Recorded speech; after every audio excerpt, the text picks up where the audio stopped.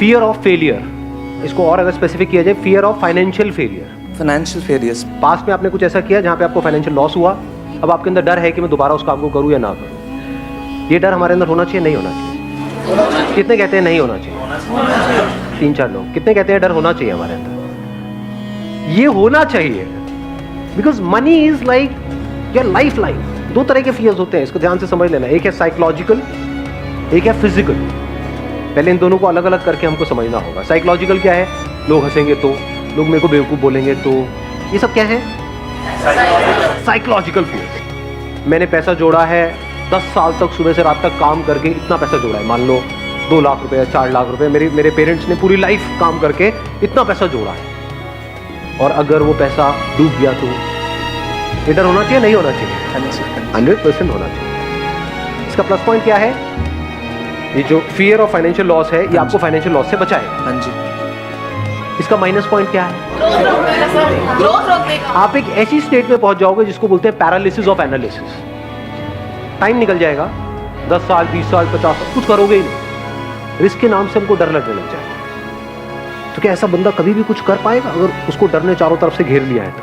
क्योंकि लॉस तो हो ही सकता है ना, जब पहले हुआ है तो दोबारा भी हो सकता है ना। कुछ भी नया हम ट्राई करते हैं तो वहां पे रिस्क तो होता ही है ना। ऐसा तो नहीं हो सकता कि रिस्क हो ही ना। और मजे की बात क्या है, हमको लगता है कि रिस्क सिर्फ वहां पर है, जहां पर आप हो वहां पर जो रिस्क है वो हमको नजर नहीं आता। बिल्कुल ऐसा है जैसे घर से बाहर अगर हम कहीं जाएंगे, कहीं ट्रैकिंग करने जाओगे तो वहां पर रिस्क है ना, मर सकते हो ना ट्रैकिंग करोगे तो। घर में बैठे रहो तो कोई रिस्क है? नहीं है, ऐसा हमको लगता है। बहुत बड़ा रिस्क है, एक कैद है, कैद में जिए कैद में मरे। क्या किया जिंदगी में? कुछ भी नहीं। सुबह इतने बजे उठे, वहां पर गए, फिर आए, फिर सो गए, फिर ये किया वो किया। एक रेपिटेटिव मोड में नहीं चले जाएंगे। फिर हमें और एक रोबोट में फर्क क्या है? लाइफ किसे कहते हैं? जो ग्रो कर रहा हो या जो रुक गया हो? बिल्कुल हवा की तरह जो चलती चली जा रही है, पानी जो बहता चला जा रहा है। पानी रुक जाता है तो सड़ने लग जाता है। तो ये इसका बहुत बड़ा माइनस पॉइंट है, फियर ऑफ फाइनेंशियल लॉस। क्योंकि कुछ भी करने के लिए पैसा तो चाहिए ही ना। बिना पैसे के क्या नया होगा? मतलब कुछ भी, आपको अपने घर से यहां तक भी आना तो उसके लिए भी पैसा लगा।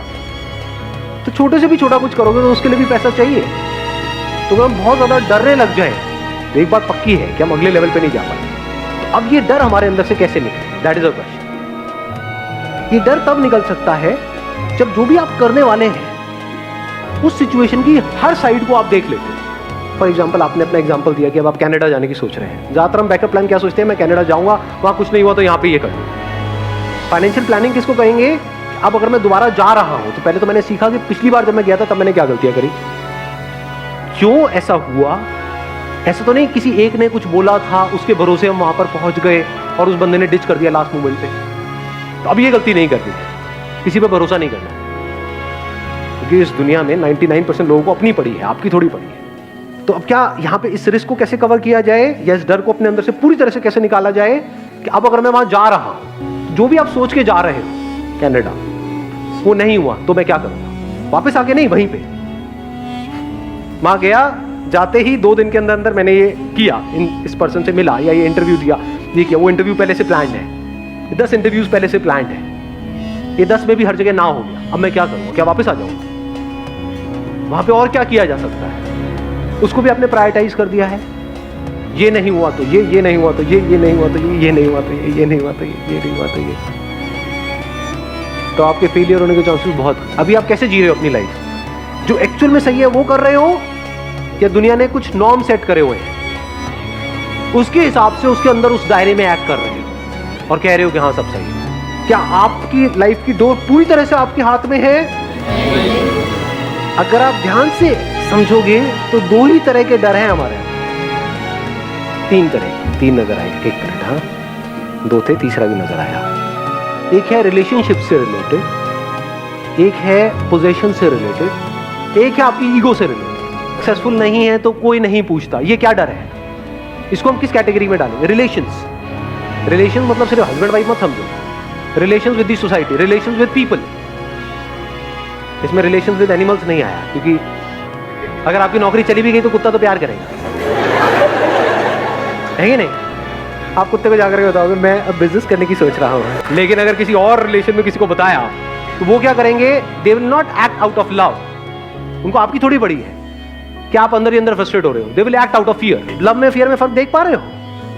लव हमको आजाद करता है, फियर हमको छोटा बनाता है, सेल्फिश बनाता है। तो अब इसमें क्या करना है कि अगर they are all acting out of fears, तो पहले आपको फियरलेस होना है, तब देयर इज अ पॉसिबिलिटी कि आपके आसपास में जो लोग हैं वो फियरलेस हो सकते हैं।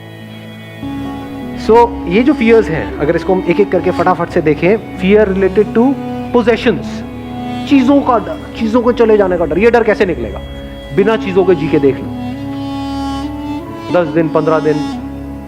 बहुत सारे लोगों के साथ क्या होता है, जब ये चीजें उनसे कोई छीन लेता है तब उनको समझ ही नहीं आता है मैं क्या करूं। तब ज्यादातर लोग ऐसे में या तो बिल्कुल ही अंदर से खत्म हो जाता है, डिप्रेशन में चले जाते हैं। ये जो लाइफस्टाइल होता है एक तरह का, उसको खोने का डर कब निकल सकता है? जब आप एक्चुअल में ऐसे जी रहे हो कि आपके पास शायद पैसा बहुत है, लेकिन आप बड़ी से बड़ी गाड़ियों में भी घूम रहे हो और पैदल भी घूम रहे हो, स्कूटर पे भी घूम रहे हो। गाड़ी का मतलब क्या है? चाहे छोटी हो चाहे बड़ी हो, कहीं पहुंचने के लिए है ना। गाड़ी का और एक्चुअल में रोल क्या है? और कोई रोल है? बाकी सब यहाँ है, साइकोलॉजिकली है कि मेरी गाड़ी तेरी गाड़ी से बड़ी है, उसको क्या, सो व्हाट। मतलब अपनी सेटिस्फैक्शन आप ढूंढ रहे हो औरों की आपको, उनको जला करके आपको सेटिस्फैक्शन मिलता होता नहीं है जब नई नई गाड़ी लेते हैं और फिर बाइक पे उसको क्या करना होगा, ये डर कैसे निकलेगा?